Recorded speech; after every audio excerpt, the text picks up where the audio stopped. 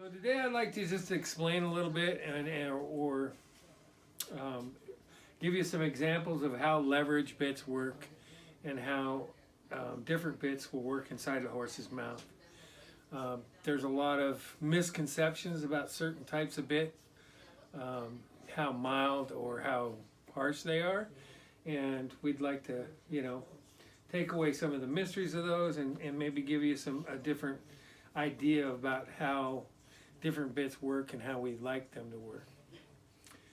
And so we're going to start with just a basic leverage bit. Here's a little mullen mouth, really short shank bit. So this bit is, the leverage ratio is from the center of the cannon bar, which is the bar of the bit, to where the curb strap would contact underneath the horse's chin.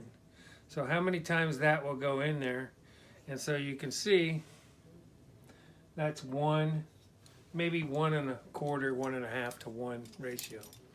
And what that means is when this bit is pulled on with the reins, a pound of pressure, just like that, as soon as it engages with the chin, underneath the chin, and you pull it a pound of pressure, that's going to be 1.5 pounds to 1.25 pounds or 3/4 in his mouth. And that's all it is, right? And most bits are working on only one area of the mouth. So if you take away all the flesh on this jaw, you can see it's a very small circumference of bone that they're working on. And so it's only a couple inches wide, maybe 3 inches wide. Basically, I can fit my fingers around this. So you're looking at something that's about that big around. And that is the hard surface, the bone structure that you're working on when you use the lever in a bit. All the other soft tissue that's built around that, it's got the ability to squish and move a little bit. But when it comes down to the pressure bearing, this is what's going to be at the end effect of that. So when we look at that bit about right here in the horse's mouth, you can see that's going to be about where it lands, right? And so when that bit engages, as soon as it catches underneath the chin, that's when the pressure gets applied. And when that curb strap hits the back of the chin, behind the chin, that's when the pressure is applied here to the bar. And so every pound would be 1.5 pounds or so inside that mouth at these 2 points. And you can see where that will hit. It doesn't hit here. This little area here, what we call tongue relief, and it does relieve the tongue. It pushes the tongue up into any kind of a ported bit, pushes the tongue up into this gap so that it exposes the bars. And so these are the gums of the horse, right? You see, just like we have gums behind our teeth, that's kind of like these are in the middle. And so that's pushing on those gums. This bit is designed to only work on this edge, so it's on the outer edge. All your pressure is put in these 2 points when you engage that bit. If you pull it more sideways, you're going to engage one more than other, or like this, right? So that's the way you can get that horse to tip. But they're really about putting that pressure on 1 point or 2 points, very small area. When you engage this bit, of course, it's going to hit in these 2 spots, and it's going to push the tongue up into this raised area. But then you have, a chain curb, and this is, kind of your standard Spanish type bit. It's got a thick piece here, so in the soft tissue, it's pretty nice. It has a little more area, but where it hits the bone, it's narrowed down. And so you're putting all that pressure in 2 spots, basically. And the tongue isn't allowed to protect the bars because the tongue pushes up into that area, that relief space, tongue relief, right? So it's kind of a, we think relieving the tongue, yes it does, but it makes more pressure on the bars, the gums of the horse. So that can be a little deceiving. And so you can see that bit is going to rotate very fast and engage pretty fast. It's got about 1 inch of slack in the curb chain. And then when it's going to engage right there. As soon as it hits and then you put pressure from there, that's where it's just going to work on the bars. And so all leverage bits are basically the same in that regards. That's when we had a very common Spanish bit. And here's a very common Western bit, just a little quick bit. And people would think this is a real mild bit, but it's got a lot of shank. This is probably a 3.5 to 1 ratio shank. The Spanish bit was a pretty short shank, probably 1.5 to 2 to 1. This is probably a 3.5 or so to 1 ratio. So what that means is you get what you pull. But what happens, see how these movable here? And so when you engage it, not only does it put pressure here, but it also turns that in. You know, you're going to have more flesh out here to hold it, but it does tend to crimp into the horse. And so it's still putting the pressure on 2 places, shooting the tongue up into the relief, and allowing you to get quite a bit of pressure on those bars. Like I say, if you pull a pound on this, you're getting 3 pounds in that mouth. So if I hold this like this, I can't take very much, you know, pull here before it really hurts my hand. And so you can get a lot of pressure on a horse there. And they are made to rotate very quickly, okay? So now we're going to show a little bit about the spade bit and what makes it a little different.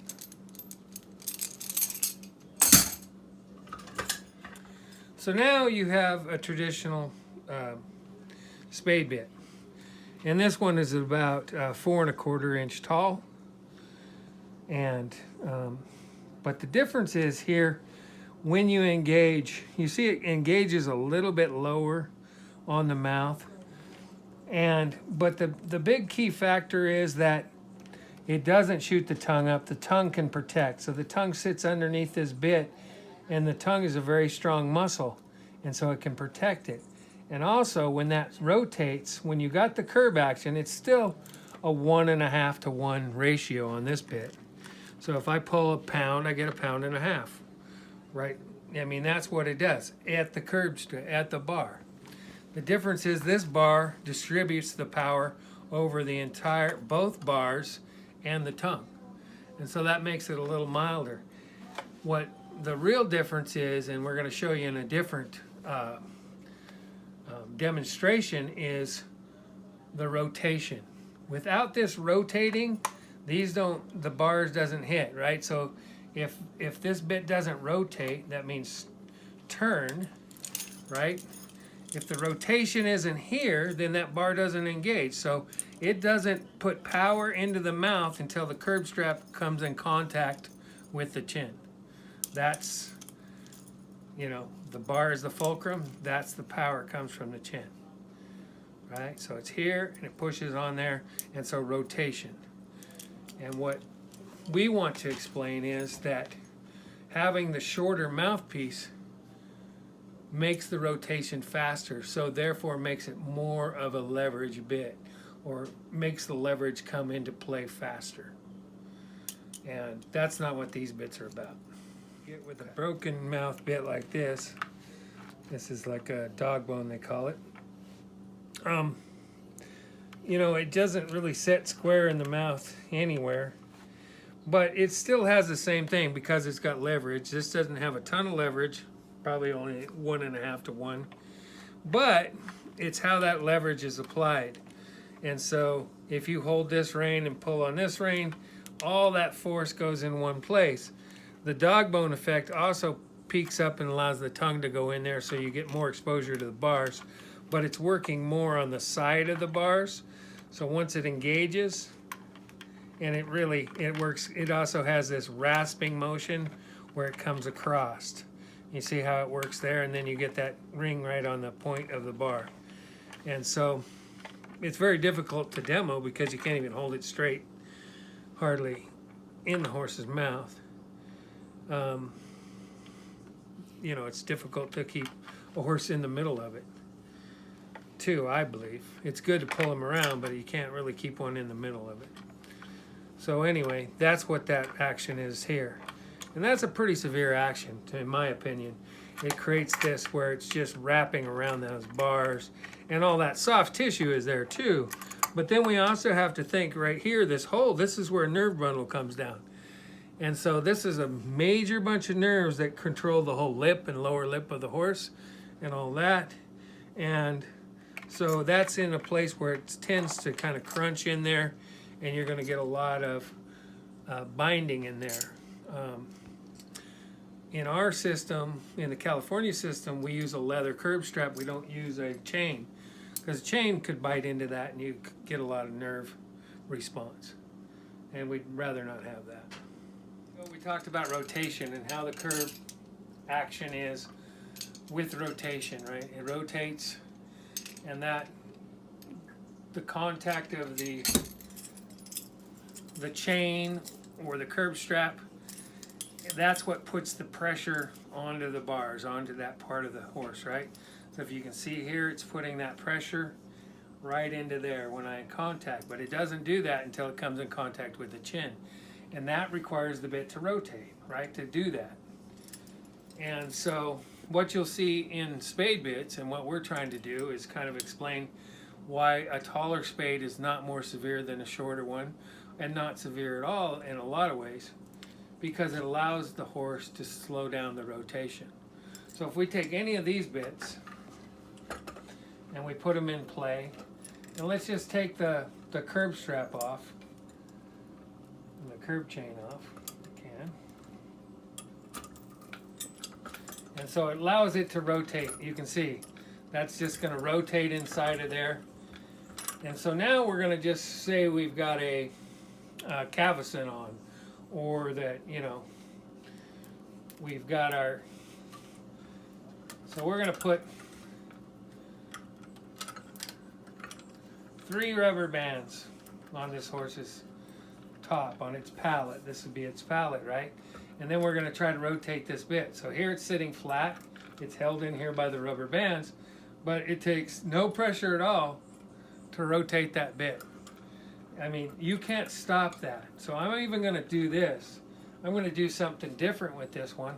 I'm going to tie this thing up really tight, right? So like the top of the horse, the palate, the top jaw of the horse was tied together. And then,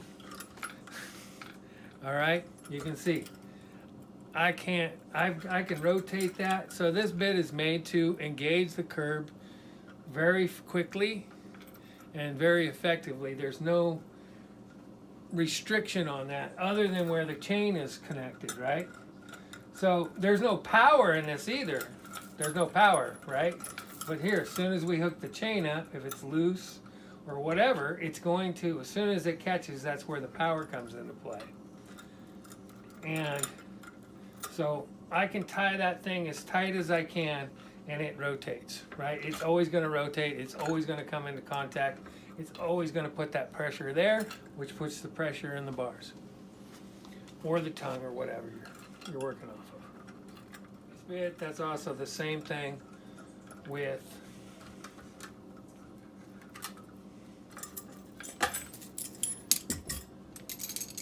your Western bit. Your typical Western bit, it's the same, right? I can hold this, grip this tight as I can, and I can't stop this rotation, right? I can tie it down, I can do whatever, and that's going to rotate. And when this ring comes up there, that's going to engage the curb strap. When I engage the curb strap, it's going to put pressure on the gums, on the bars of the horse. And that doesn't matter what kind of bait you're using. This type of thing here, we can even figure out how it goes on. So even this one here, right? I can push that down and it's going to rotate. It's just going to rotate. It's going to engage the curb strap, and this one's going to put a lot more pressure downward, and because it's broken mouth, and it doesn't stay here. It doesn't really flops in. You can see there's really no support for the bit. So for me, I don't care for this kind of bit because it makes horses, there's no place for them to be where something's not just collapsing on them. That's my personal take. Okay, now let's look at the spade, right? Because it has the braces, this bit is built to protect the horse's mouth, especially doing fast work. And so we have our braces, and so that gives it some width. So even here where it's not on the bone, right, the horse can use its lips to stop or slow the rotation, to control the speed of the rotation, and therefore control the power being applied to the curb. Now I can take 2 rubber bands, so less rubber bands. Now, when I'm putting on this, I have to put a lot of pressure there because it's the pallet's engaged because of the height and because of the width here with the braces. That keeps it from rotating fast. It can't rotate fast. So it gives you a lot more time to signal. When you go right to leverage, right to power, you're not using a signal, you're using force. Okay? And so this is why this is a signal or a balance bit. It also returns to balance real fast, stays at an angle. And so that allows us to we don't really want to pull our horses. What we do is we push them up to the balance point. And so this is a good collector of energy to push the horse from the energy behind up into the bridle.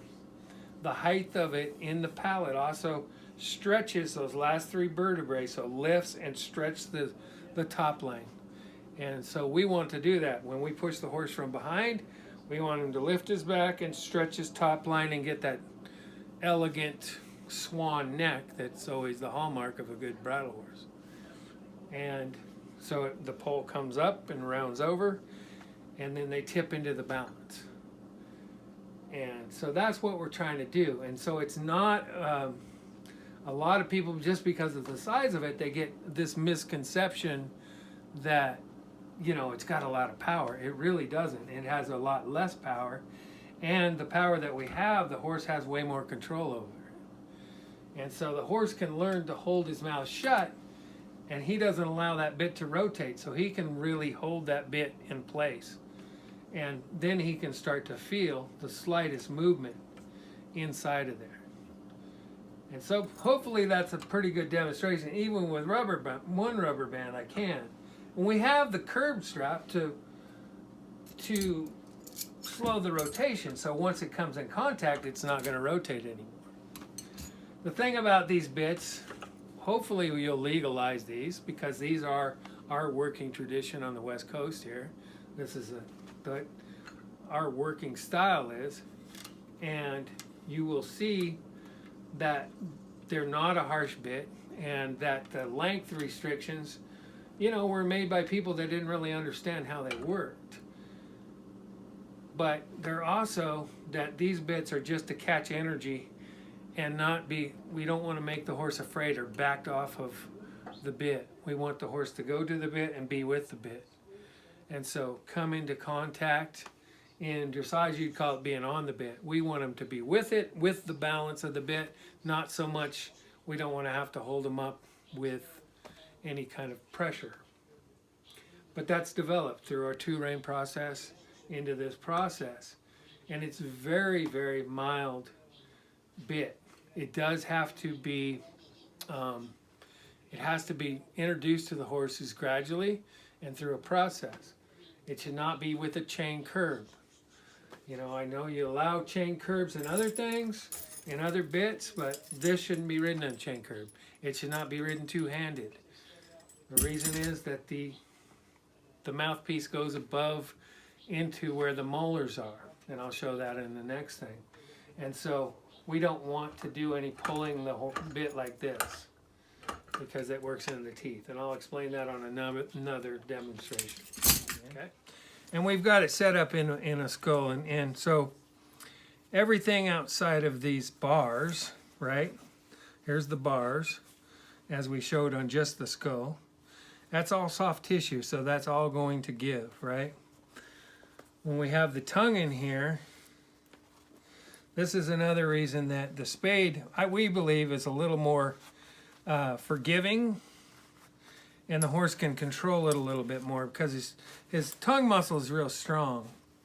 And so when this engages and the curb strap hits, you can see it'll push that tongue in because the tongue's a little wet and slippery. And so it'll push it up into that spot, exposing the bars more. So you get a lot quicker rotation, and that rotation comes fast, right? As we've shown before in the other demonstration, that rotation is fast, and it really engages quickly, and basically on these two spots. If that tongue was out of the way, those things are going to be hitting the bars. And so just the corner of the bars, and so they tend to cause that. And you can feel horses ridden in different bits, and you can feel where they've got that bar. It used to be a sharp edge, it'll be mushed down. And so we want to avoid that, just depending on how a person's hands are, of course. The finer the hands, it doesn't matter what you use. With a spade,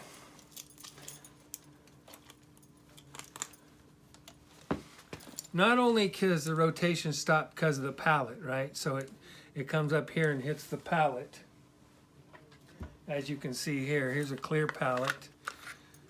It comes up and into that thick part of it, it's going to hit the pallet, and that'll keep it, even without a curb strap, it'll keep it from pulling. So if you've got a Bosalita on your horse, anything that kind of keeps it, not tight, but just keeps it there, it'll keep that bit from rotating too much. And of course the curb strap will keep this from standing up like this. And that's it. So when we're judging this, of course, we want to say, look, if a horse is gapping its mouth a lot, you know that person doesn't have that horse with the bridle. It's using right? Because he's pulling it enough to raise the mouthpiece and engage the curb strap more. And so you're going to have a gapping mouth horse. So if the horse gaps a bunch, even if he has a Bosalita on, he's going to gap. So the Bosalita shouldn't be adjusted too tight. You should make sure to be able to put a couple of fingers in there when you go to judge it. And a leather curb, right? We don't want a chain curb. It's just a curb to rotation. That's all that's for, not to create power in the bar. So we're going to look at, that's what it does to the bottom jaw. Most bits only work on the bottom jaw. They only work on the bottom half of the horse. They don't work on the top, right? The spade, and the taller spade especially, works on both the bottom and the top. So let's talk a little bit about the top piece, right? Even your California style bits and stuff that have a smaller mouthpiece, like here's a little frog that's pretty popular. These will rotate very quickly, and so they rotate a lot, and you can see at the place where if it's going to engage the pallet, it's right here. But that's also the thinnest part of the pallet, right? This is the thinnest part. So say your curb strap's a little bit loose, you rotate up to here, it hits right into this area right in front of the premolars. That's the thinnest part of the pallet. And so a lot of times you'll hear horses that kind of wheeze and stuff, and that's because they've gotten that kind of bit, and it punches this little thin, like feather-like bone up into the nasal cavity. And so it'll create a little wheeze when they breathe. Just something that happens. But so as you go up, the further up here you get, the thicker the palate is, the thicker the bone of the palate is. And that's what a traditional 4, 4.5, even 5-inch spades, they work. And people often talk about, well, that's going to choke them. Well, you can see here the braces, and a horse will pick this up, and you can see this one can get chewed on a little bit. So a horse can pick that up and hold it any way they want because of the wider of this bar, when that pulls up, you can see it's gonna come, it's not gonna rotate too much. It can't rotate even here without anything holding it. It comes into here. If it does over rotate, you're gonna see a pretty good significant gapping in the mouth, right? But if your curb strap is no more than say an inch or so from the chin, you're never going to encounter that. You're never going to encounter that kind of thing.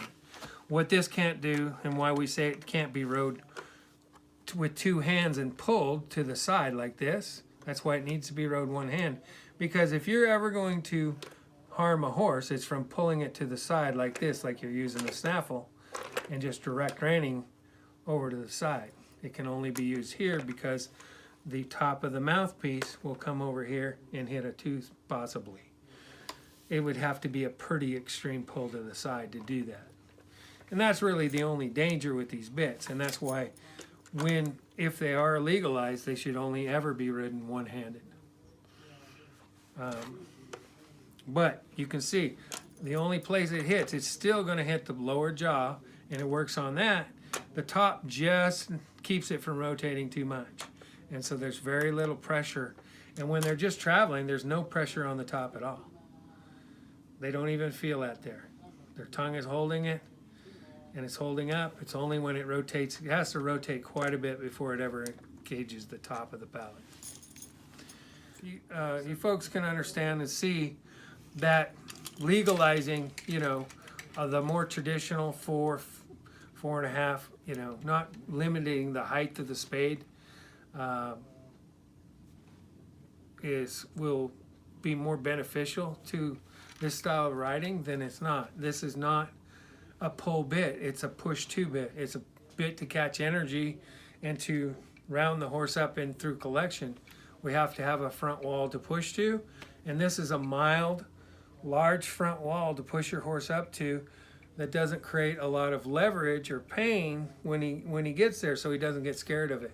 And so hopefully you guys will legalize this so we can use our traditional style of riding in our working equitation here in California. Thank you.